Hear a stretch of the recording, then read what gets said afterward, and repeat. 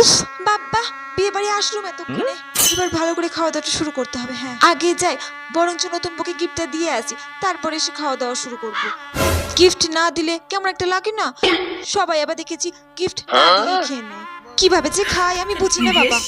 যাই, আগে নতুন বউকে গিফটটা দিয়ে আসি। হ্যাঁ, এ কি গিফট? খালি ব্যাগ নিয়ে আসলাম, তার মানে আমি যে টেপিকে বলেছিলাম বিছানার চাদরটা এই প্যাকেটের মধ্যে ভরতে আলমারিতে রাখা ছিল। হ্যাঁ, কি হবে এখন?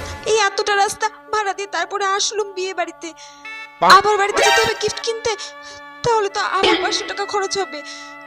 কি করি এখন? আজকে না হয় গিফট না দিয়ে খেয়ে যাই, কিছু তো করার নেই। গিফট আনতে তো ভুলে গেছি, আর কাউকে বলতেও পারবো না, তাহলে তো আমার মান সম্মান থাকবে না। এই প্যাকেটটা বরং ওইদিকে রেখে দিই। হ্যাঁ, যাই, সোজাসুজি গিয়ে খাবার টেবিলে ঢুকে পড়ি। ওইদিকে আর যাবো না।